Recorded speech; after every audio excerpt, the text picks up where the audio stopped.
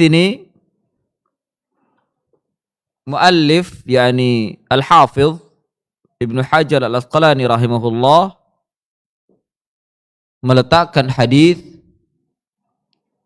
apa yang diriwayatkan oleh Al-Bukhari dan Muslim dengan istilah beliau muttafaqun alaih. Dengan istilah beliau muttafaqun alaih. Jadi perlu diketahui istilah muttafaqun alaih itu adalah istilahnya Al-Hafidh. Istilahnya Al-Hafidh. Ya. Yang sebelumnya tidak ada istilah ini. Sebelum beliau muncul, sebelum beliau tampil menjadi ahlul hadis, para ulama ahlul hadis sebelum beliau tidak ada yang mengatakan hadis yang diriwayatkan oleh Bukhari dan Muslim yang disepakati oleh keduanya, tidak ada yang mengatakan muttafaqun alaih. Ketika tampil Al-Hafidh dan beliau meletakkan pernyataan ini dalam Muqaddimah Bulughul Maram, bahwa setiap hadis yang disepakati oleh dua imam ini maka dikatakan oleh beliau muttafaqun alaih. Muttafaqun alaih, disepakati atas kesahihannya oleh dua imam ini. Meskipun dari istilah ini muncul penjelasan-penjelasan dari ulama ahli hadis setelahnya. Apa yang dimaksud oleh Al-Hafidh dari kalimat muttafaqun alaih? Sepakat dari sisi apanya? Dari sisi sanadnya, apakah dari sisi matannya, atau dari apapun? Ada penjelasan lagi, ada penjelasan lanjutan dari para ulama ahli hadis. Namun ini istilah beliau yang mempopulerkannya, muttafaqun alaih. Sama seperti hadis yang dengan istilah hadis hasanun sahih. Ada hadis hasan, ada hadis sahih atau hasanun sahih. Yang mempopulerkannya adalah Al-Imam At-Tirmidzi. Al-Imam At-Tirmidzi. Sebelumnya tidak ada istilah itu. Sebelumnya tidak ada istilah hasan sahih atau hadis ini hasan, hadis ini sahih, tidak ada. Yang dulu hanya ada dua, sahih dan dhaif. Sahih dan dhaif. Ketika tampil Al-Imam At-Tirmidzi rahimahullahu ta'ala, beliau dengan istilah hasan, yakni di bawah sahih sedikit, ya, dikatakan oleh beliau hasan. Beliau mempopulerkannya, yang mengatakan istilah hadis ini hasan, hadis ini sahih, ya. Kemudian ulama-ulama ahli hadis setelahnya menulis kaidah-kaidah hadis, kemudian memberikan perincian kapan dikatakan hadis itu hasan. Sebelumnya tidak ada. Sebelumnya tidak ada. Nah, kita lanjutkan. Ini sedikit dari ilmu hadis yang selayaknya kita mengetahuinya. Datang dari sahabat Abu Hurairah radhiyallahu an. Abu Hurairah radhiyallahu an. Qala, beliau berkata, qala Rasulullah sallallahu alaihi wasallam, idza jalasa baina syu'abiha al-arba' thumma jahadaha faqad wajabal ghuslu. Muttafaqun alaih. Wa zada Muslimun wa in lam yunzil. Wa in lam yunzil. Beliau berkata, bersabda Rasulullah sallallahu alaihi wasallam, apabila telah duduk di antara cabang-cabangnya yang 4, fa hadhihi kinayah wa muraduha yadal mar'ati wa rijlaha. Ini maksud adalah kedua tangan istri dan kedua kaki istri. Itu su'abul arba'. Tangan dan kaki. Ya, ini kinayah. Dan yang dimaksud dengan duduk di sini bukan duduk seperti kita seperti ini. Tapi duduk di sini adalah dalam posisi jima'. Dalam posisi jima'. Di antara 4 cabangnya, yakni di antara anggota badannya, kaki dan tangannya. Thumma jahadaha, kemudian bersungguh-sungguh. Yakni bersungguh-sungguh menjimai istri. Faqad wajabal ghusl, maka wajib baginya mandi.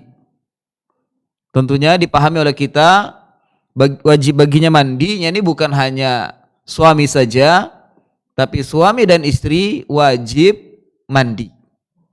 Suami dan istri wajib mandi. Muttafaqun alaih, hadis ini disepakati oleh Bukhari dan Muslim. Wa zada Muslimun, dan Imam Muslim menambah dalam kitab sahihnya, wa in lam yunzil, meskipun tidak inzal. Ma makna inzal? Ini khurujul mani. Mana inzal adalah khuruju al-mani, keluarnya mani. Meskipun tidak keluar mani, maka tetap dikatakan tetap diwajibkan untuk mandi. Ya. Dalam lafaz yang lain yang diriwayatkan oleh Imam Ibnu Majah dan Imam Ahmad, dan ini datangnya dari Aisyah radhiyallahu anha, idzal taqa al-khatanani wajib al-ghusl.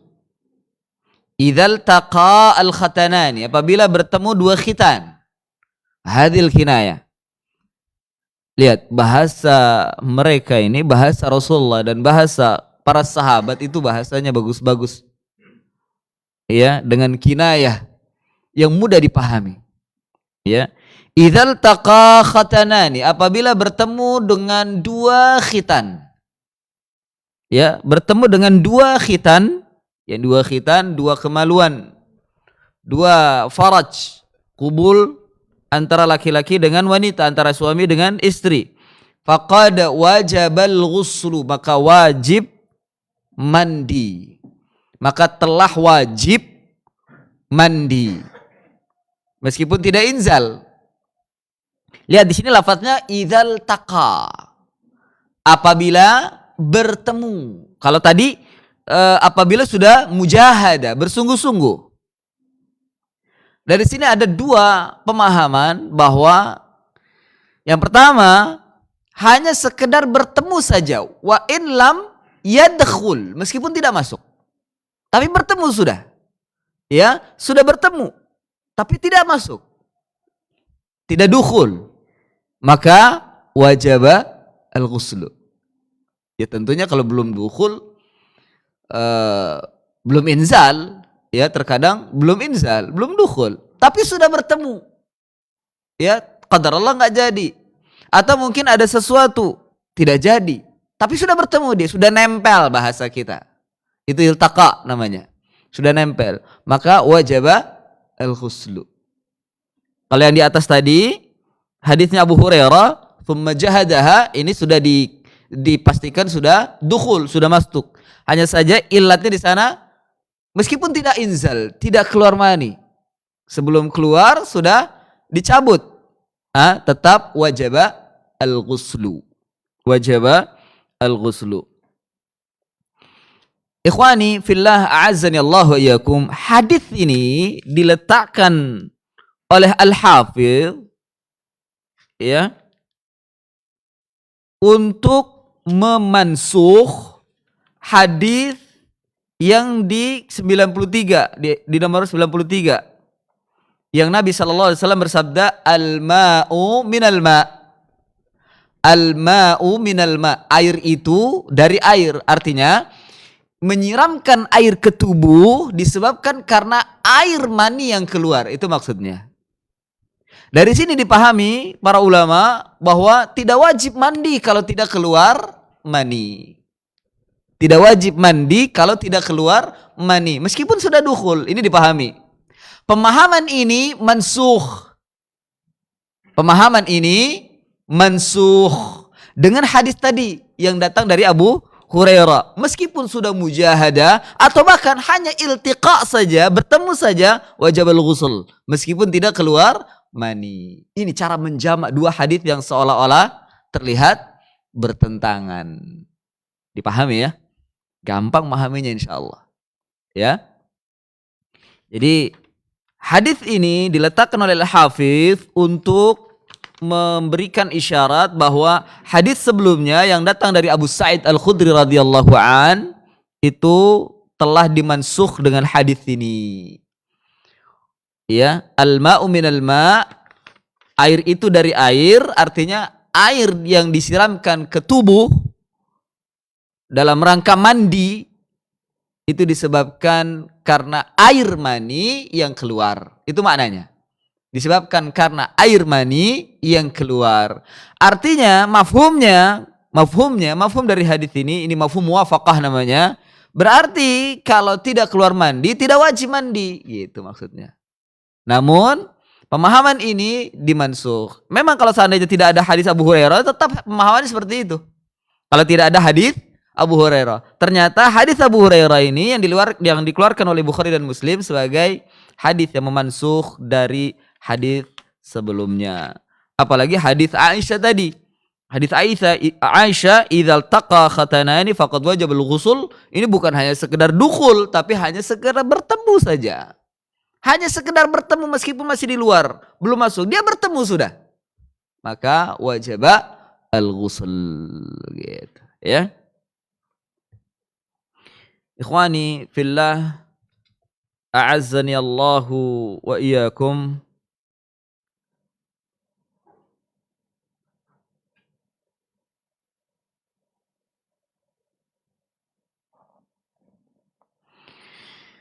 Faedah yang bisa diambil dari hadis ini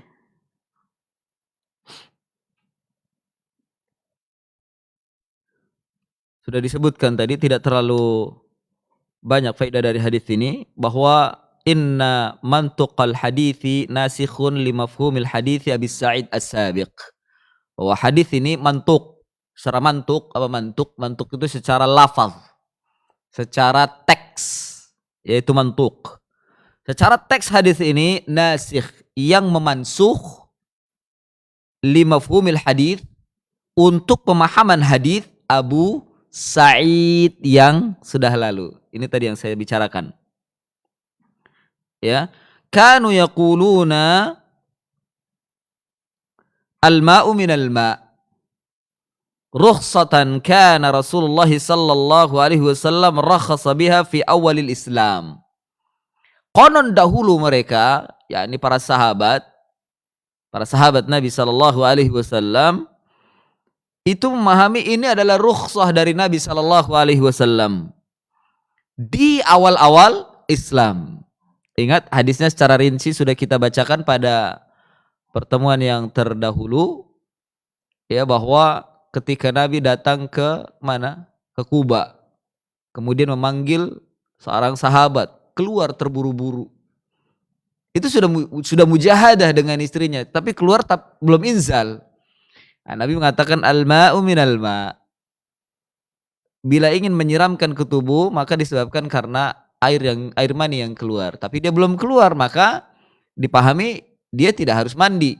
Tidak harus mandi. Namun ini fi awalil Islam. Pada waktu awal-awal Islam. Di kemudian hari ini dimansukh dengan hadis Nabi ini. Nabi sendiri yang memansukh hadis dari Abu Sa'id tadi.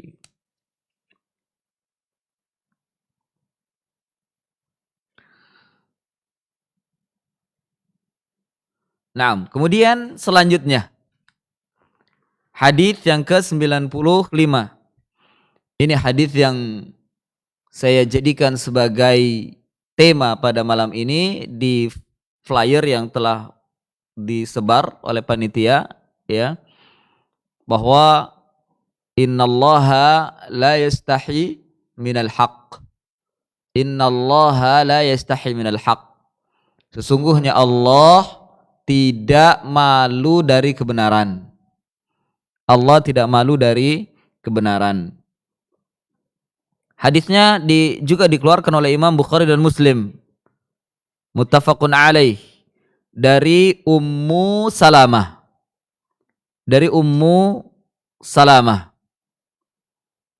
Wa an Ummi Salamata anna Umma Sulaimin wa hiya imra'atu Abi Talhah qalat.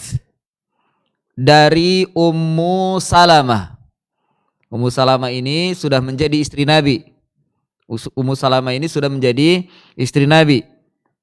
Anna Umma Sulaim, bahwasannya Ummu Sulaim, wahia imra'atu Abi Talhah, dan beliau ini Ummu Sulaim adalah istrinya Abu Talhah. Ma'ruf ya, biografi Ummu Sulaim. Ummu Sulaim ini seorang sahabiat, akhwat sahabat yang paling cerdas dan pintar, serta kesabarannya luar biasa dalam kehidupannya.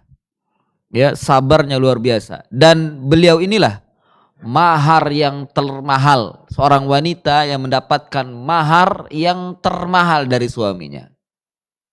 Apa itu? Maharnya adalah masuk Islamnya Abu Talhah. Masuk Islamnya Abu Talhah. Ini Ummu Sulaim. Ya. Dan Ummu Sulaim ini seorang sahabiat yang rajin ikut perang bersama dengan Nabi. Ya, rajin ikut peperangan, tapi di belakang. Ya, di belakang merawat atau mengurusi tentara-tentara yang terluka dari peperangan. Kalau bahasa kita PMI-nya dirawat, ya, diberikan minum, diobatin oleh Ummu Sulaim. Rajin mengikuti peperangan, tapi bukan maju di medan di barisan paling depan, tidak. Berada di belakang ngurusin orang-orang yang terluka. Ini Ummu Sulaim. Ya, ini Ummu Sulaim. Dan begitu sabarnya menghadapi suaminya. Suaminya Abu Talha ini temperamen. Abu Talha ini temperamen, sangat temperamen. Ya, kalau bahasa ini dikabarkan dari Ummu Sulaim sendiri bahwa Abu Talha itu gampang marah. Ya, bahasa kita kan temperamen. Bahasa kita temperamen. Ummu Sulaim sendiri yang memberitahu bahwa Abu Talha itu gampang marah. Ya. Nah, itu sabarnya, sangat sabar. Sangat sabar menghadapi Abu Talha. Ya, kalau sekarang kan suami temperamen, istri gak ada yang sabar. Ya, gak ada yang sabar, mintanya pisah melulu. Ini yang terjadi. Tapi ini tidak Ummu Sulaim. Nah, saya anjurkan bagi akhwat untuk membaca bagaimana biografinya Ummu Sulaim. Lihat dalam sirah sahabat. Lihat dalam sirah sahabat, sirahnya Ummu Sulaim. Ini sangat bagus sekali. Terutama ketika diceritakan anaknya meninggal dunia. Ketika anaknya meninggal dunia, itu sangat luar biasa. Ya, kalau kita menghayati cerita itu bisa menangis. Bisa menangis. Dan kisahnya sahih insyaallah. Kisahnya sahih. Naam. Wa hiya imra'atu Abi Talha qalat. Ummu Sulaim berkata, "Ya Rasulullah, innallaha la yastahi minal haqq." Sesungguhnya Allah tidak malu dari kebenaran. Jadi kalau mau dikatakan ini adalah sebagai kaidah. Ya, sebagai kaidah bahwa kita harus bisa menempatkan rasa malu. Kita harus bisa menempatkan rasa malu. Dan terhadap kebenaran jangan malu-malu. Terhadap kebenaran jangan malu-malu. Ini maksud dengan malu di sini, terkadang orang-orang yang sudah tua-tua atau mungkin orang-orang tua kita ketika disampaikan kebenaran Sebenarnya hatinya menerima, tapi dia malu. Malu karena apa? Yang menasehati lebih muda. Sehingga ada rasa gengsi. Ini malu yang tercela. Ah, malu masa anak kecil yang nasihati saya. Masya Allah. Ini malu yang tercela yang seperti ini. Iya. Jadi la yastahi minal haq. Allah itu tidak malu terhadap kebenaran. Allah tidak malu terhadap kebenaran. Kemudian pembahasan yang kedua tentang masalah malu terhadap kebenaran di sini adalah dalam pembicaraan yang mungkin perkara ini orang enggan untuk mendengarnya, malu untuk mendengarnya karena bicara tentang masalah, kalau bahasa kita itu bisa bicara berkisar di kemaluan dan selangkangan itu. Tapi kalau di sana ada ilmu dalam Islam, ada ilmu yang diajarkan oleh Nabi, Allah Subhanahu wa taala tidak malu untuk menerangkannya. Allah Subhanahu wa taala tidak malu untuk menerangkannya. Kalau memang itu ilmu. Demikian juga kita ketika berbicara tentang itu jangan malu. Ah, malu, ah nggak enak. Lah, kalau di sana ada ilmu, maka tetap terangkan atau bertanya kalau memang tidak tahu tentang masalah tersebut. Ya, innallaha la yastahi minal haq. Allah itu tidak malu terhadap kebenaran. Dan digunakan lafaz ini atau kalimat ini oleh Ummu Sulaim pertama untuk membesarkan hatinya. Karena terkadang kalau kita to the point kan malu, tiba-tiba ngomong kayak gituan gitu kan. Malu, tapi dibawa dulu nama Allah. Ya, yang memiliki kebesaran, yang menguasai langit dan bumi, yang menyampaikan wahyu kepada Nabi. Makanya dikatakan la innallaha la yastahi minal haq. Allah itu tidak malu terhadap kebenaran. Artinya Ummu Sulaim ingin meminta keterangan, gimana sih keterangan dari Allah tentang masalah ini? Itu maksudnya. Malu nggak menerangkannya, tapi ternyata tidak. Dan ini kecerdikan dan kecerdasan Ummu Sulaim ketika ingin meminta ilmu dan keterangan dari Nabi Shallallahu Alaihi Wasallam. Ya. Oleh karena itu, berdasarkan dengan hadis ini juga para ulama kontemporer mengambil istinbat atau mengambil faidah bahwa hendaknya ketika kita bicara, apalagi berbicara ilmu, menggunakan muqaddimah yang manusia mau memperhatikan apa yang akan dia bicarakan. Ya, apa yang akan dia bicarakan. Di sini Ummu Sulaim mengatakan innallaha la yastahi minal haq agar Nabi memperhatikan pertanyaan Ummu Sulaim. Ya, agar Nabi mau menjawab pertanyaan Ummu Sulaim. Itu maksudnya. Ya, ini sebenarnya juga ditujukan kepada talibul ilmi, para tulabul ilm. Jangan malu di dalam menerangkan kebenaran. Karena Allah tidak pernah malu untuk menerangkan kebenaran. Ya. Naam. Kemudian dilanjutkan di sini, fahal 'alal mar'atil ghuslu idza ihtalamat. Fahal 'alal mar'ati al-ghuslu idza ihtalamat. Apakah wanita itu mandi, artinya wajib juga untuk mandi apabila wanita itu bermimpi? Qala, Nabi menjawab, na'am, iya. Idza ra'atil ma. Na'am, idza ra'atil ma. Iya, jika ia melihat air. Wal ma'ul murad. Apa yang dimaksud dengan air di sini? Ma'ul mani. Air mani yang keluar dan nempel mungkin ya, ada bekas mani di pakaian yang bersentuhan dengan kubul. Ya, ada di pakaian ada bekas air, bekas keluar. Al hadits muttafaqun alaih. Hadis ini diriwayatkan oleh Bukhari dan Muslim. Kalau kita melihat pada teksnya di asal hadis, di kitab hadis, yakni Imam Bukhari, Al Imam Bukhari menambahkan lafadznya, dan ini insyaallah ada lafadznya ada di hadis berikutnya. Tapi saya bawakan di sini karena lafadznya seperti ini yang dibawakan oleh Al-Hafidh di nomor 95. Kemudian Bukhari menambahkan faghattat Ummu Salamata ta'ani wajhaha. Lalu Ummu Salamah menutupi wajahnya.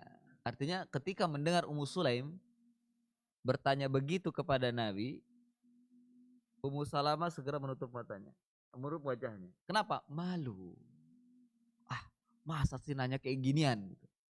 Kemudian ada rasa keheranan. Ada rasa keheranan. Lalu dia berkata, Ummu Salamah berkata, "Ya Rasulullah, atahtalimul mar'ah?" Wahai Rasulullah, apakah wanita juga bermimpi? Ya. Artinya apakah wanita bermimpi seperti laki-laki bermimpi? Ya, mimpi sudah paham ya mimpinya yang dimaksud. Qala na'am. Nabi SAW menjawab, iya. Wanita juga terkadang bermimpi. Taribat yaminuka fabima yushbihuha. Ya, berdebu tangan kananmu. Ini perkataan biasa ya. Gimana sih kamu nih gitu. Ya, karena Ummu Salamah termasuk sahabiat atau istri Nabi yang cerdas.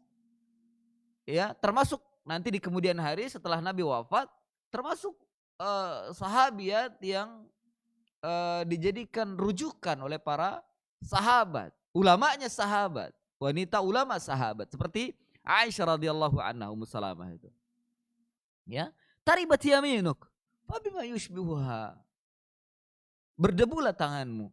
Bagaimana kalau seandainya, bagaimana akan bisa menyerupai anaknya? Fabima yushbihuha waladuha. Bagaimana kalau seandainya tidak keluar akan menyerupai anaknya? Artinya ketika berjima suami dengan istri ya sama-sama mengeluarkan. Dari situlah akan terbentuk ya anak.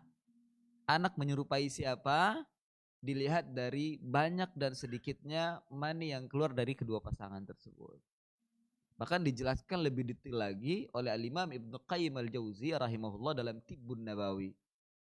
Tentang proses ini anak mirip siapa gitu. Ya, ini anak mirip apa? Kalau ingin mirip ibunya, maka diusahakan ibunya yang lebih banyak maninya. Ya, atau sebaliknya kalau ingin mirip bapaknya, maka usahakan maninya lebih banyak bapaknya daripada ibunya. Ini akan menyerupai orang tuanya. Dari sini antum bisa mengetahui kok anak saya menyerupai saya ya, berarti mungkin saya lebih banyak waktu keluar. Atau sebaliknya, kok anak ini menyerupai ibunya, mungkin ibunya lebih banyak yang keluar daripada saya dan seterusnya. Jadi ini diterangkan demikian, Allah tidak malu untuk menerangkan kebenaran. Karena ini adalah al-ilmu. Naam. Demikian juga tentang apa? Tentang kapan dia bisa menjadi laki-laki, kapan bisa menjadi perempuan. Ya, ini juga diterangkan oleh Ibnu Qayyim Al-Jauziyah. Kalau yang keluar adalah laki-laki yang pertama baru kemudian diikuti oleh istrinya, ya suaminya dulu baru istrinya yang keluar dari maninya, maka akan menjadi laki-laki. Kalau istrinya terlebih dahulu yang keluar baru suaminya, maka akan menjadi perempuan. Seperti itu. Untuk mengetahui laki dan perempuan atau menyerupai. Dari sini ada yang ahli dalam masalah ini. Dia ingin bikin laki apa perempuannya anak. Dia usahakan seperti itu. Siapa yang lebih dulu keluar. Atau dia ingin menyerupai siapa, maka dia harus persiapkan. Harus banyak, siapa yang lebih banyak maninya. Seperti itu. Jadi gampang dibentuk, bisa dibentuk dengan sabda Nabi yang mulia ini. Ya, jadi berdasarkan dengan sabda Nabi seperti itu. Siapa yang lebih dulu maka akan menjadi laki-laki. Kalau seandainya laki-laki terlebih dahulu maka akan menjadi laki-laki. Kalau wanita terlebih dahulu maka akan menjadi wanita. Ya. Kemudian kalau yang lebih banyak, kalau laki-laki yang lebih banyak maka anaknya akan menyerupai ayahnya. Kalau wanita yang lebih banyak maka dia akan menyerupai ibunya dan seterusnya. Ini bisa dibentuk yang seperti ini. Ya, atau mungkin bisa ditanyakan kepada yang ahlinya dalam masalah Tibbun Nabawi, benarkah pernyataan seperti itu? Dan ini ada dalam kitab Tibbun Nabawi karya Imam Ibnu Qayyim Al-Jauziyah rahimahullahu taala. Naam. Isya? Belum. Baik. Kita lanjutkan. Ikhwani fillah, a'azzani Allah wa iyyakum.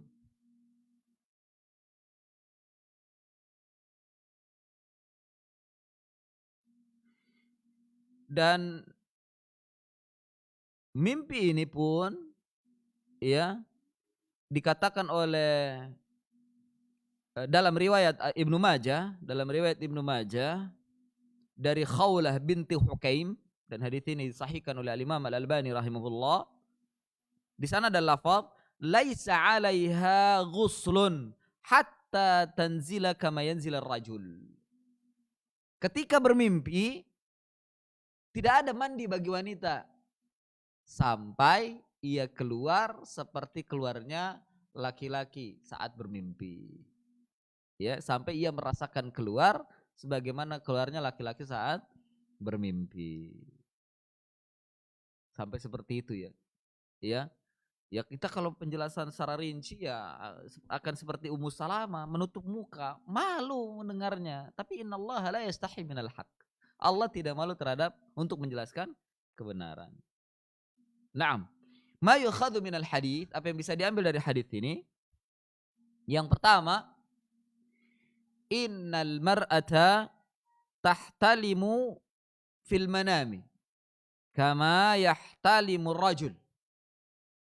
Fatattakhayyal al-amaliyah al-jinsiyah fi manamiha kama yatakhayyalu rajulu farubbama hasala minha inzal. Kata Syekh Al-Bassam rahimahullahu ta'ala, sesungguhnya wanita itu bermimpi seperti mimpinya laki-laki. Ya, seperti mimpinya laki-laki, dia didatangi pria kemudian menggaulinya. Ya, celakanya ketika diceritakan pada suaminya akan cemburu. Ya, akan cemburu. Naam, dia mimpi seperti laki-laki. Fatatakhayyal al-amaliyal jinsiyah fi manamiha. Maka dia melakukan perbuatan seperti layaknya manusia, laki dan perempuan dalam tidurnya. Kama yatakhayyalur rajulu, sebagaimana seorang laki-laki yang bermimpi. Farubbama hasala minha inzal. Maka terkadang wanita pun bisa keluar pada waktu bermimpi. Ya. Cuman yang jadi permasalahan di sini, karena sebagian mereka sebagian tulab ada yang bertanya, bagaimana kalau wanita bermimpi? Sering dia bermimpi. Sering. Kalau sekali-kali mungkin ya wajar lah ya, sesekali. Sama seperti laki-laki juga sesekali. Tapi dia ini sering bermimpi. Didatangi seorang pria. Bahkan mungkin prianya gak wajar. Dia tubuhnya hitam, kemudian tinggi, besar dan seterusnya. Nah, ini perlu diwaspadai. Jangan-jangan mimpinya bukan hanya sekedar mimpi. Bisa jadi dia diganggu oleh syaitan dari kalangan jin. Nah, ini perlu diteliti kembali. Apakah perlu diruqyah atau diobati yang seperti apa begitu ya? Karena terkadang mimpinya juga kalau tiap hari itu tidak wajar. Ya, mimpi seperti itu tiap hari enggak wajar yang seperti itu. Ya, tidak wajar. Perlu ada penelitian, jangan-jangan dia sedang diganggu oleh syaitan. Ya. Tapi kalau sesekali gak pernah bermimpi, tapi bermimpi, sesekali bermimpi. Sama seperti laki-laki, sesekali bermimpi. Tidak tiap hari. Nah, ini wajar, yang seperti ini wajar. Dan bukan datang dari syaitan. Ya, mungkin saja itu datang dari Allah Subhanahu wa ta'ala untuk memberikan nikmat kepada hambanya. Nah. Kemudian, faedah yang kedua, atau yang bisa diambil dari hadits ini yang kedua, hadza at-takhayyulu al-manamiyyu la yadullu 'ala naqsi fid din ma dama annahu yalummu bi fadliyatin nisa'i wa nabiyyu sallallahu alaihi wasallam yasma'uhu minhunna wa lam yansahna bi mujahadatihi wa asbabihi. Sebentar ya. Takhayyul yang datang dari tidur ini bukan menunjukkan atas bahwa perempuan ini kekurangan agamanya, tidak. Maksudnya dia sedang agamanya bermasalah, tidak. Bukan menunjukkan bahwa agamanya bermasalah, tidak. Ya. Selama ini adalah merupakan satu kebiasaan manusiawi dari kalangan wanita, sama seperti terjadinya pada laki-laki. Sama seperti terjadinya pada laki-laki. Dan Nabi SAW mendengarkan penjelasan dari mereka. Ya, ini mendengarkan penjelasan bahwasannya wanita itu bermimpi. Dan Nabi tidak memberikan nasihat, kamu ini bermimpi seperti ini gitu ya. ya maka kamu harus meningkatkan agamamu. Lah tidak, Nabi tidak memberikan nasihat. Walam yansahna. Nabi tidak memberikan nasihat dan mereka pun tidak meminta nasihat pada Nabi. Bimujahadatihi wa asbabihi, untuk menghindari sebab-sebabnya, untuk bersungguh-sungguh untuk menghindari sebab-sebabnya. Fahadha amrun tabi'i, kata Syekh Al-Bassam, ini kalau begitu adalah perkara tabi'i, perkara tabiat biasa yang terjadi pada manusia. Liman indahu raghbatan ghaziratan kabbatil aql adh-dhahir. Ya, bagi orang yang betul-betul mungkin raghbatul ghazirah, kalau bahasa kita mungkin nafsu yang besar, hormon yang tinggi gitu ya, hormon yang tinggi yang terkadang bisa kabbatil aql adh-dhahir, menutupi akal yang nampak. Fa idza ghabat muraqabat hadzal aql tunabbihul aql batin liyushbi'a hadhil ghazira at-tabi'iyyah. Apabila hilang ya, ghabat muraqabah, hilang pengawasan terhadap akal yang seperti ini, ya, untuk memberikan perhatian terhadap akal, kadang ya nafsu itu ya, hormon tersebut kadang bisa menutup akal. Orang kehilangan akal ketika nafsunya sudah bergejolak terkadang. Ya. Nah, ini eh, perlu dikendalikan sehingga tidak mengalahkan tabiat kebiasaannya atau manusia biasanya. Nah, memang terkadang ketika sudah dikuasai oleh nafsu birahi seperti itu, manusia sudah sifatnya seperti binatang, hilang akal. Ya, tidak sedikit terjadinya pemerkosaan disebabkan karena ya seperti itu, birahinya tinggi, kemudian hilang akalnya dan dia terjebak ke dalam dosa. Belum lagi ditunggangi oleh syaitan. Nah, sudah masuk waktu Isya, ba'da Isya kita lanjutkan. Wassallallahu ala nabiyina Muhammadin wa ala alihi wa sahbihi wa barik wasallam.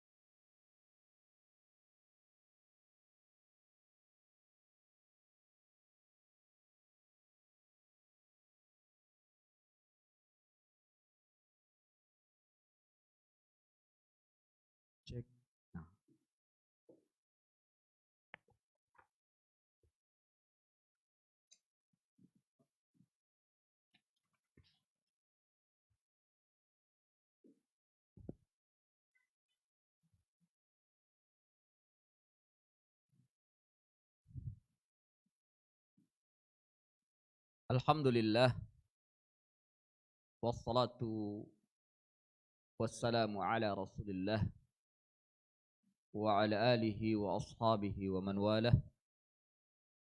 Asyhadu an la ilaha illallah wahdahu la syarika lah wa asyhadu anna Muhammadan abduhu wa rasuluhu la nabiyya ba'dah. Amma ba'd. Ikhwani wa akhawati fillah, a'azzani Allah wa iyyakum. Seluruh jamaah Masjid An-Nur Kasagoya yang dimuliakan Allah Subhanahu wa taala. Kita lanjutkan mengambil faidah dari hadis yang telah kita bacakan di muka.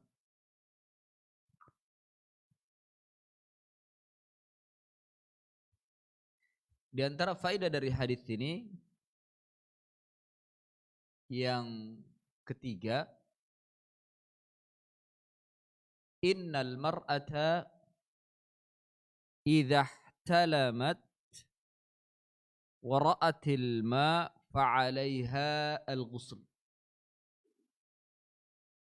Sesungguhnya wanita apabila bermimpi dan melihat air yang dimaksud adalah mani, maka wajib atasnya mandi. Mafhumnya bagaimana? Bila tidak melihat air, bila tidak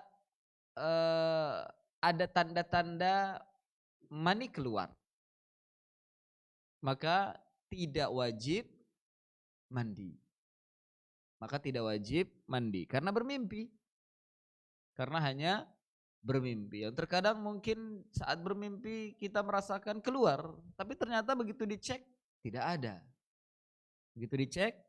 ada. Hatta bekas-bekasnya disebabkan karena kering pun tidak ada. Karena basahnya mani ketika kering itu biasanya ada bekas atau ada sedikit kaku. Meskipun mani wanita itu berbeda dengan laki-laki. Mani wanita itu lebih encer daripada laki-laki. Kalau laki-laki itu ghalidh itu agak tebal dan kental. Tapi kalau wanita itu agak encer. Tapi tidak terlalu encer juga, tidak. Lebih encer dari laki-laki maksudnya.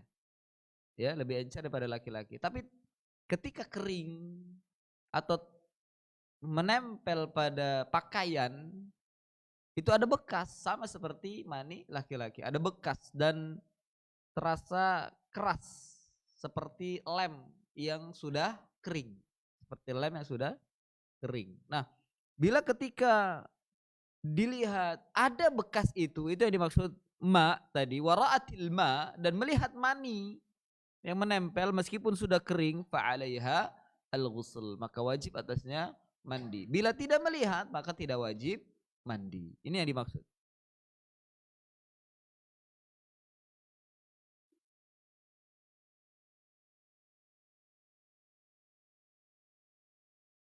Yang keempat, innal mar'ata tanzilu kama yanzilur rajul. Sesungguhnya wanita itu keluar seperti keluarnya laki-laki. Fal janinu, maka janin, yuladu min nutfatai rajul wal mar'ah. Itu keluar atau terbentuk dari dua nutfah, laki-laki dan wanita. Hanya saja mungkin kalau ditinjau dari sisi ilmu biologi, keluarnya wanita itu ia mengeluarkan ovum, telur. Ada telur. Sementara kalau laki-laki sperma. Ya, berbeda. Tapi hasil dari percampuran itu. Kemudian terkadang ia dengan izin Allah masuk ke dalam rahim. Air itu mengalir, air yang bercampur tadi ia mengalir masuk ke dalam rahim. Dan itu memang rahasia Allah. Hanya Allah saja yang bisa membawa air yang sudah bercampur antara mani laki-laki dengan mani perempuan tersebut mengalir masuk ke dalam rahim. Dan sperma masuk ke dalam ovum di dalam rahim. Terjadi pembuahan. Ya, ini sulit sekali dilakukan. Tidak ada yang bisa melakukan demikian kecuali hanya Allah Subhanahu wa taala. Dan mungkin bisa juga terjadi kenapa saat berhubungan keluar sama-sama keluar, laki dan wanita sama-sama orgasme, tapi kok nggak jadi-jadi? Bisa jadi air itu tidak mengalir ke dalam. Dan ketika diperiksa sama-sama sehat kok, nggak ada yang cacat, nggak ada yang mengalami kekurangan, semuanya sehat. Maninya sehat, ovumnya juga sehat. Tapi kenapa nggak jadi-jadi? Bahkan mungkin menunggu sampai waktu lama. Bisa jadi disebabkan karena dia tidak masuk ke dalam rahim dan rusak di luar. Karena bercampurnya di luar. Keluar dari, memancar dari kemaluan duanya. Kemudian bertemu lalu masuk ke dalam. Hanya Allah yang bisa seperti itu. Dan juga memang terjadinya dengan izin Allah Subhanahu wa taala. Ya, demikian. Makanya Allah Subhanahu wa taala berfirman di sini dibawakan oleh Syekh Al-Bassam, "Inna khalaqnal insana min nutfatin amsyaj." Sesungguhnya kami menciptakan manusia min nutfah, dari nutfah. Nutfatu al-mar'a wa nutfatu ar-rajul. Nutfah dari istri dan nutfah dari suami. Ya, amsyaj. Amsyaj ini artinya memancar. Bahasa kita nyemprot gitu. Itu amsyad namanya. Dua-duanya memancar, kemudian bertemu lalu masuk ke dalam rahim. Dia masuk ke dalam rahim.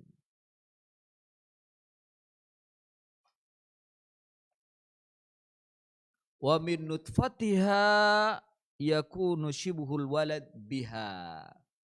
Dan dari nutfah tersebut maka akan menjadi, anak itu akan menjadi menyerupai orang tuanya. Imma menyerupai ibunya, imma menyerupai bapaknya. Ya. Nah. Kemudian faedah selanjutnya atau apa yang bisa diambil dari hadis ini selanjutnya, ini penting. Yang kelima, inna itsbatu sifatil haya lillah. Itsbatu sifatil haya lillahi ta'ala. Itsbatan haqiqiyan yaliqu bijalalih. Penetapan sifat malu untuk Allah Subhanahu wa ta'ala dengan satu ketetapan hakiki yang sesuai dengan keagungannya, sesuai dengan kebesarannya, tidak serupa dengan makhluknya. Ya. Jadi Allah memiliki sifat malu. Allah memiliki sifat malu, tapi malunya Allah tidak seperti makhluknya. Malunya Allah sesuai dengan kebesarannya sesuai dengan keagungannya. Meskipun ini yang mengatakan adalah Ummu Sulaim, tapi Nabi menetapkan, Nabi tidak mengingkari perkataan Ummu Sulaim, innallaha la yastahi minal haq. Ini kan perkataan Ummu Sulaim, tapi Nabi tidak mengingkari. Artinya di sini ada takrir dari Nabi, Allah memiliki sifat malu. Allah memiliki sifat malu. Ya. Kemudian yang keenam, ini juga penting, faedah dari hadis ini yang keenam, innal haya'a la yanbaghi an yamna'a min ta'allumil ilm hatta fil masail allati 'adatan yastahi minha. Faqad qalat Aisyah radhiyallahu anha, ni'man nisa'i nisa'ul ansar lam yamna'hunnal haya'u minat tafaqquhi fid din. Sungguhnya malu itu ya jangan sampai menghalangi untuk menuntut ilmu. Nah, ini banyak. Terkadang yang paling banyak malunya itu selain wanita, orang-orang yang sudah tua. orang-orang yang sudah sepuh ketika mengetahui yang ngajar itu masih muda atau mungkin masih anak-anak tapi ilmunya masya Allah. Malu belajar sama dia, dia masih anak-anak, saya udah orang tua, masya Allah. Nah, ini malu yang tidak dibenarkan. Tadi sudah saya katakan di awal. Al-haya, malu tidak sepantasnya untuk menghalangi seseorang untuk menuntut ilmu. Ya. Hatta fil masail allati 'adatan yastahi minha, sampai pada masalah-masalah mungkin biasanya manusia itu malu untuk mengatakannya atau mempelajarinya. Faqad qalat Aisyah, maka sungguh telah berkata Aisyah radhiyallahu anha, ni'man nisa'i nisaul ansar. Sebagus-bagusnya atau sebaik-baiknya wanita adalah wanita-wanita Ansar. Kenapa? Lam yamna'hunnal haya minat tafaqquhi fid din. Tidak menghalangi mereka itu rasa malu dari untuk bertafaqquh fid din. Jadi tidak pantas malu menghalangi untuk menuntut ilmu. Tapi hukum asal malu itu kulluhu khair. Malu itu semuanya baik. Malu itu semuanya baik. Namun ketika malu itu menghalangi untuk menuntut ilmu, maka malu tersebut menjadi malu yang tercela. Saya ulangi, ini kaidah yang harus dipahami. Hukum asal malu, kita miliki rasa malu, laki maupun perempuan, itu hukum asalnya baik. Ya, sesungguhnya malu itu membawa kebaikan dan malu itu baik. Ya, al-haya'u khairun kulluh. Malu itu semuanya baik. Tapi ketika rasa malu yang ada pada diri kita tabi'atan kana au yani kasban, yani baik secara tabiat atau mungkin kita melatih menimbulkan rasa malu, tapi malu tersebut menghalangi untuk menuntut ilmu, maka malu yang seperti itu adalah malu yang tercela. Ya, malu yang tercela. Maka sebaik-baiknya, sebagus-bagusnya, secantik-cantiknya wanita adalah wanita Ansar. Mereka tidak menghalangi rasa malunya untuk bertafaqquh fiddin. Sebagaimana yang dilakukan oleh Ummu Sulaim. Ummu Sulaim ini termasuk dari wanita Ansar. Ya, wanita Ansar.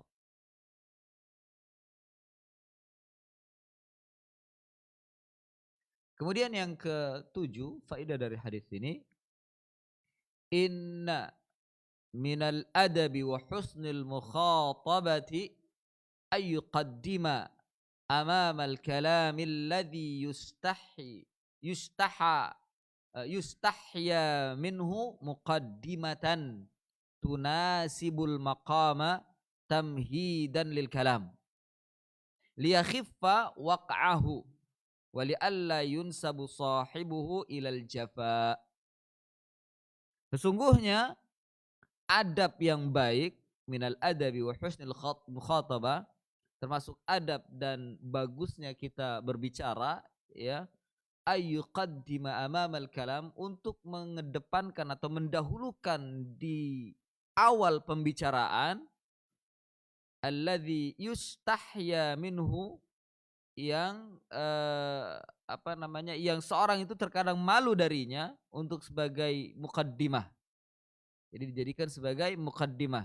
Tunasibu maqam, yang sesuai dengan kedudukannya, sesuai dengan permasalahannya. Jadi di sini Syekh ingin mengatakan berdasarkan dengan hadis ini bahwa ngomong itu terkadang kita butuh muqaddimah. Ketika kita berbicara baik di forum atau di tempat yang lainnya seperti ini, terkadang memerlukan muqaddimah. Ya, memerlukan muqaddimah sebagai adab dan husnul khitab. Husnul khitab. Meskipun terkadang orang-orang Saudi atau orang Arab itu terkadang lebih suka to the point. Ya, lebih suka to the point. Namun minal adab wa min husnil mukhatabah ada muqaddimah. Tapi juga muqaddimahnya juga jangan panjang-panjang, ya. Ya, muqaddimahnya jangan panjang-panjang, sesuai dengan maqam, sesuai dengan kedudukan, sesuai dengan pembicaraan yang akan dibicarakan. Ya, agar terkadang pertama menarik orang untuk memperhatikan, yang kedua menggiring, ya menggiring orang tersebut agar masuk, mau dan tenggelam ke dalam apa yang kita bahas, apa yang akan kita bahas, ya. Dan yang ketiga mudah untuk membawa dalam atau untuk mengajak dalam memahami sesuatu terhadap seorang bila didahului dengan muqaddimah. Dan terkadang muqaddimah yang kita kedepankan itu bukan muqaddimah basa-basi. Sebaiknya bukan muqaddimah basa-basi, tapi muqaddimah yang isinya di dalamnya kaidah. Kaidah-kaidah yang harus dipahami bagi setiap muslim. Sebagaimana yang disebutkan oleh Muslim tadi. Ini kaidah. Innallaha la yastahi minal haq. Ini kaidah. Ya, ini kaidah, bahkan mungkin manhaj atau usul yang harus dipahami oleh setiap muslim. Nah, kita kedepankan seperti itu agar manusia bisa memahami dengan baik apa yang kita ucapkan. Bukan hanya sekedar basa-basi. Bukan hanya sekedar basa-basi. Naam. Kemudian yang selanjutnya ke-8, masyru'iyatu su'alil insan ma yahtaju ilaihi fi umuriddin. Disyariatkannya seorang manusia itu bertanya apa yang dibutuhkan dalam perkara agama. Dan memang demikian, terkadang munculnya ilmu disebabkan karena pertanyaan. Ya, pertanyaan-pertanyaan. Sehingga keluar ilmu, keluar sebuah permasalahan. Kemudian yang ke-9, al-ihtilamul mujarrad anil inzali la yujibul ghusl. Hanya sekedar mimpi tapi tidak inzal, itu tidak diwajibkan untuk mandi berdasarkan sabda Nabi idza ra'atil ma. Tadi sudah kita bicarakan. Kemudian yang ke-10, alladzi yajidu ba'da istighathihi minan naumi balalan fi thawbihi aw badanihi min dzakarin aw untha la yakhlu min 3 halat.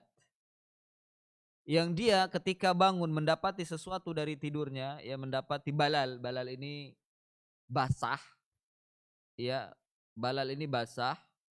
Bajunya atau badannya baik laki-laki maupun perempuan, dia tidak lepas dari 3 hal, tidak 3 keadaan kata Syekh. Ya, kata Syekh Al-Bassam, tidak lepas dari 3 keadaan. Al-ula, yang pertama, ayyatahaqqaq annahu mani. Bisa dipastikan itu adalah mani. Ya, fayaghsilu walau lam yadhkur ihtilaman. Maka hendaknya dia mandi meskipun dia tidak ingat kalau dia itu bermimpi. Ya, meskipun dia tidak ingat kalau dia itu bermimpi. Ini sering datang pertanyaan, Ustaz, saya lupa apakah mimpi atau tidak, tapi ketika bangun kelihatan kayak ada mani. Ya mandi sudah. Ya, nggak perlu di mimpi ingat bangga ya. Jangan, mandi sudah. Tidak perlu lagi ditanya-tanya lagi. Kalau memang itu adalah mandi. Meskipun tidak ingat dia mimpi, tapi terlihat ketika bangun kok kayaknya ada begini, begitu ketika kita buka pakaian kita ingin buang air kecil kok ada begini, ada keras-keras apa ini? Ternyata begitu dicium, oh ini mani. Mimpi ingat atau tidak ingat, udah segera mandi. Jangan ditunda. Apalagi ragu, ya jangan ragu, segera mandi. Ya jangan ragu. Yang kedua, ats-tsani ayyatahaqqaq annahu madhi. Bisa dipastikan itu juga madhi.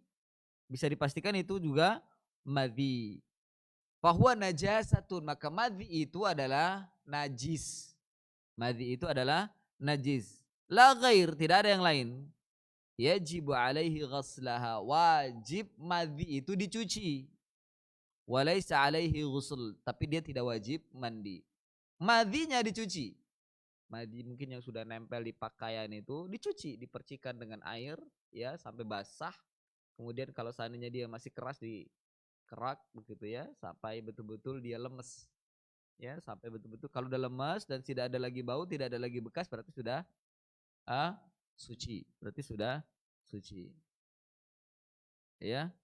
Tapi dia tidak wajib mandi. Bersihkan saja, bersihkan zakarnya, bersihkan pakaian yang terkena madhi, enggak usah mandi. Karena madhi tidak mewajibkan mandi, dan madhi ini statusnya seperti air kecil, seperti kencing ya. Bisa dibersihkan dengan air. Tapi tetap najis. Seorang yang sudah berwudu kemudian keluar madhi, wudunya batal seperti dia mengeluarkan air kencing. Tapi kalau mani tidak najis. Mani tidak najis. Ala qalir rajih. Meskipun terjadi perbedaan pendapat para ulama, namun mani tidak najis. Hanya saja tetap dibersihkan ketika ingin memakai. Dipakai lagi pakaiannya tetap dibersihkan dengan cara dipercikkan. Dipercikkan dengan air. Kemudian yang ketiga, keadaan yang ketiga, an yakuna jahilan biqaunihi maniyan aw madhiyan. Fa fi hadhihi al-hal in sabaqa naumuhu mula'abatan aw fiqra aw fakkara aw intashara wa nahwi dhalik fal ghalib annahu madhi. Ya, dia tidak tahu, ini keadaan yang ketiga, ketika dia mendapati kok pakaiannya begini begitu pagi-pagi, dia nggak tahu ini madhi apa mani. Ini keadaan yang ketiga, dia tidak tahu ini madhi apa mani. Ya, maka pada keadaan ini dia ingatlah kembali, kalau saat tidur dia hanya sekedar mula'abah itu hanya sekedar bercumbu, ya bercumbu dengan istri, nggak sampai dukhulan, main-main saja. Mula'abah itu bermain-main, bercumbu bermain-main, bercanda kalau bahasa kita. Ya, dan terkadang bercanda itu membawa syahwat. Atau sebelum tidur dia mikir yang enggak. Bahasa kita apa, mikir kotor gitu ya. Wantashara wa nawi dzalika, dan yang semisalnya. Fal ghalib, maka bisa dipastikan ya itu adalah madhi. Itu adalah madhi karena tidak sampai bercumbu atau bersenggama dengan istri. Fayajibu alaihi al-ghuslu ma asaba badanihi aw thawbihi minhu. Makanya sekedar dicuci saja dari bajunya dan badannya. Wala yajibu alaihi al-ghusl, tidak wajib mandi. Wa in lam yasbiq naumuhu sabab khurujil madhi fahuna yajibu alaihi al-ghusl. Kalau seandainya tidurnya itu tidak didahului dengan sabab keluarnya madhi, ya meskipun dia tidak ingat, kok tiba-tiba ada air, dia nggak ingat dia mimpi atau tidak, tiba-tiba ada mani, madhinya nggak ada tapi kok ada mani, ya sudah mandi sudah. Terkadang mungkin kita mimpi tapi lupa, ya mimpi tapi lupa, setelah memang itu adalah mani. Yajibu alaihil ghusl ma asaba badanuhu wa thawbahu ihtiyatan. Dan ini dilakukan hanya sekedar hati-hati, khawatir dia itu mimpi tapi lupa dan keluar mani. Ya, ini yang dikatakan oleh Syekh Abdullah bin Abdul Rahman Al-Bassam rahimahullahu taala. Ikhwani fillah, a'azzani Allah wa iyyakum. Ini beberapa faedah dari hadis yang ke-95 yang bisa saya sampaikan, mudah-mudahan bermanfaat. Sebelum ditutup, bila ingin bersoal jawab maka dipersilakan. Silakan mungkin panitia membacakan. Maaf.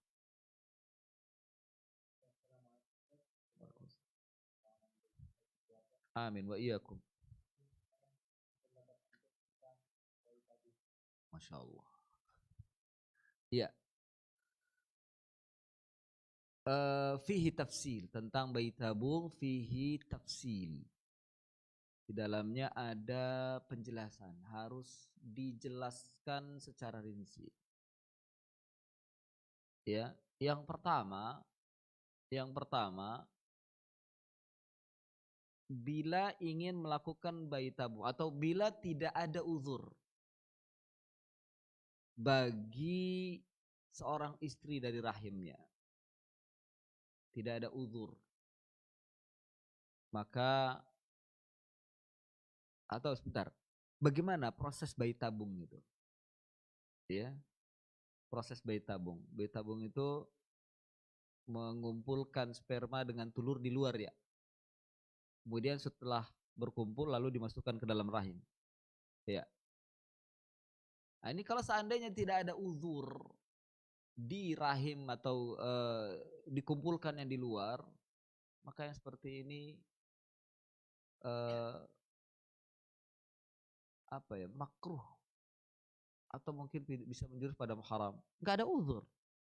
Karena menggunakan atau metode bayi tabung ini untuk orang-orang yang memiliki halangan atau untuk orang-orang yang memiliki uzur pada rahimnya atau mungkin pada spermanya. Bila tidak ada, apa yang menghalanginya untuk langsung dikeluarkan di dalam rahim?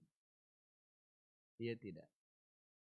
Nah, kemudian yang jadi permasalahan lagi, bagaimana kalau seandainya spermanya diambil bukan dari suaminya? Nah, ini haram. Ya, ngambil telurnya dari istrinya, tapi ngambil sperma dari orang lain, bukan dari suaminya, dari orang lain dimasukkan ke dalam telur istrinya, haram. Ya, akan memutus nasab. Putus nasab itu. Bukan dari suaminya. Putus nasab. Dan ini haram. Ya, haram. Meskipun dia tidak menyatukannya dalam bentuk perzinahan, tetap tidak diperbolehkan. Ya, demikian. Nah, yang ketiga, bagaimana kalau ada uzur? Nah, ini yang jadi permasalahan. Bila ada uzur untuk melepas sperma di dalam rahim atau memasukkan bercampurnya di dalam rahim, ada uzur di sana, fahadza jaiz, maka ini diperbolehkan dengan catatan sperma yang dimasukkan ke dalam ovum seorang istri itu ada punya suaminya. Kemudian diproses di luar, setelah siap untuk menjadi anak baru dimasukkan ke dalam rahim. Hadza jaiz. Ini diperbolehkan. Makanya tadi saya katakan fihi tafsil. Tidak langsung mengatakan ini haram, tidak. Fihi tafsil. Nah, Anda ingin membuat bayi secara tabung itu perlu diperhatikan, ya, dengan catatan spermanya adalah sperma suami Anda atau telurnya adalah telur istri Anda. Sebaliknya spermanya sehat tapi telur istrinya nggak bagus, lalu dia mengambil telur dari istri orang lain, ada aidan la yajuz. Ini juga tidak diperbolehkan, ya. Jadi sperma dan telurnya dari punya istri dan suami. Sehingga anak tersebut adalah hasil dari pernikahan yang sah. Khawatir kalau dari tempat yang lain, dari sperma yang lain, atau dari telur yang lain, ya kondisinya seperti kondisi berzina. Ya, kondisi seperti, karena di antara tujuan pernikahan itu adalah untuk menyatukan antara telur istri dengan sperma suami dan membuahkan anak. Gitu. Dan anak ini akan dinasabkan kepada bapaknya setelah dia hidup. Begitu. Wallahu a'lam. Nah. Salah? Tidak ada lagi. Iya. Mungkin yang jemaah yang hadir di sini silakan bila ingin bersoal jawab. Kalau tidak ada maka kita selesaikan. Baik. Tidak ada? Nah, sampai di sini kajian kita. Mudah-mudahan ada manfaatnya, Pak. Insyaallah pada pertemuan bulan yang akan datang kita lanjutkan. Wassallallahu ala nabiyina Muhammadin wa ala alihi wa sahbihi wa barik wasallam. Subhanakallahumma bihamdik asyhadu an la ilaha illa anta astaghfiruka wa atubu ilaik. Wa akhiru da'wana anil hamdulillahi rabbil alamin. Wassalamu alaikum warahmatullahi wabarakatuh.